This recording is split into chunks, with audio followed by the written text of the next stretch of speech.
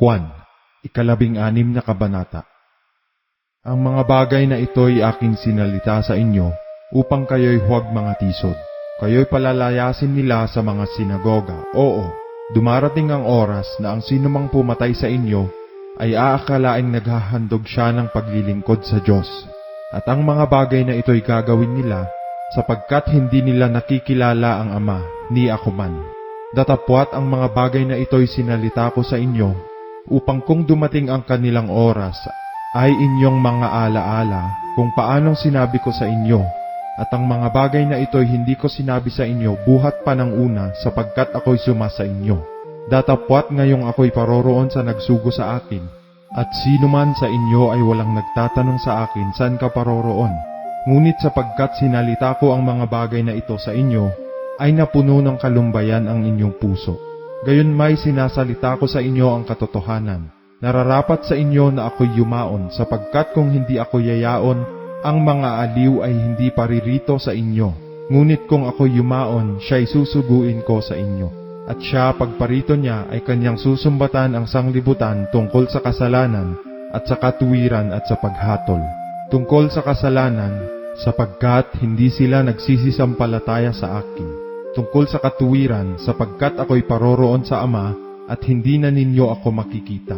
Tungkol sa paghatol, sapagkat ang prinsipe ng sanglibutang ito ay hinatulan na. Mayroon pa akong maraming bagay na sa inyo ay sasabihin, ngunit ngayon ay hindi ninyo mga titiis. Gayon may kung siya, ang Espiritu ng katotohanan ay dumating, ay papatnubayan niya kayo sa buong katotohanan. Sapagkat hindi siya magsasalita ng mula sa kanyang sarili, kundi ang anumang bagay na kanyang marinig, ang mga ito ang kanyang sasalitain, at kanyang ipahahayag sa inyo ang mga bagay na magsisidating. Luluwalhatiin niya ako sapagkat kukuha siya sa nasa akin at sa inyo'y ipahahayag. Ang lahat ng mga bagay na nasa Ama ay akin, kaya sinabi ko na siya'y kukuha sa nasa akin at sa inyo'y ipahahayag. Sandali na lamang at ako'y hindi na ninyo makikita, at muling sandali pa at ako'y inyong makikita. Ang ilan sa kanyang mga alagad nga ay nangagsang usapan, ano itong sinasabi niya sa atin? Sandali na lamang at ako'y hindi na ninyo makikita, at muling sandali pa at ako'y inyong makikita, at sapagkat ako'y paroroon sa Ama. Sinabi nga nila, ano nga itong sinasabi niya? Sandali na lamang? Hindi namin nalalaman kung ano ang sinasabi niya. Natalastas ni Jesus na sa kanya'y ibig nilang itanong, at sa kanila'y sinabi niya, nang nagtatanungan kayo tungkol dito sa aking sinabi, sandali na lamang at ako'y hindi na ninyo makikita, at muling sandali pa at ako'y inyong makikita. Katotohanang sinasabi ko sa inyo, na kayo'y magsisiiyak at magsisipanaghoy, datapwat ang sanglibutan ay magagalak. Kayo'y mga lulumbay, datapwat ang inyong kalumbayan ay magiging kagalakan. Ang babae pagka nanganganak ay nalulumbay sapagkat dumating ang kanyang oras.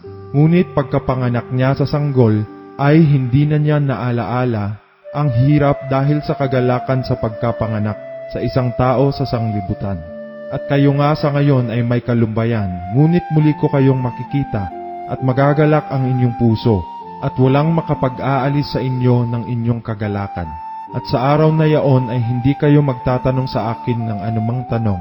Katotohanang sinasabi ko sa inyo, kung kayo'y hihingi ng anuman sa Ama, ay ibibigay niya sa inyo sa aking pangalan. Hanggang ngayon wala pa kayong hinihinging anuman sa pangalan ko. Kayo'y magsihingi, at kayo'y tatanggap upang malubos ang inyong kagalakan. Sinalita ko sa inyo ang mga bagay na ito sa malalabong pananalita. Darating ang oras na hindi ko na kayo pagsasalitaan sa malalabong pananalita, kundi maliwanag na sa inyo'y sasaysayin ko ang tungkol sa Ama. Sa araw na yaoy magsisihingi kayo sa aking pangalan, at sa inyo'y hindi ko sinasabi na kayo'y idadalangin ko sa Ama, sapagkat ang Ama rin ang umiibig sa inyo, sapagkat ako'y inyong inibig, at kayo'y nagsisampalataya na ako'y nagbuhat sa Ama. Nagbuhat ako sa Ama at naparito ako sa sanglibutan. Muling iniiwan ko ang sanglibutan at ako'y paroroon sa Ama. Sinasabi ng kanyang mga alagad, narito, ngayon nagsasalita kang malinaw at wala kang sinasalitang anumang malabong pananalita. Ngayon ay nakikilala namin na lalalaman mo ang lahat ng mga bagay at hindi nangangailangan na tanungin ka ng sino man Dahil dito'y nagsisisampalataya kami na ikaw ay nagbuhat sa Diyos. Sinagot sila ni Jesus, ngayon bagay nagsisisampalataya kayo? Narito, ang oras ay dumating, oo, dumating na kayo'y mangangalat, ang bawat tao sa kanya-kanyang sarili, at ako'y iiwan ninyong mag-isa at gayon may hindi ako nag-iisa, sapagkat ang Ama ay sumasa akin. Ang mga bagay na ito ay sinalita ko sa inyo upang kayo'y magkaroon sa akin ng kapayapaan. Sa sanglibutan ay mayroon kayong kapighatian, ngunit laksan ninyo ang loob. Aking dinaig ang sanglibutan.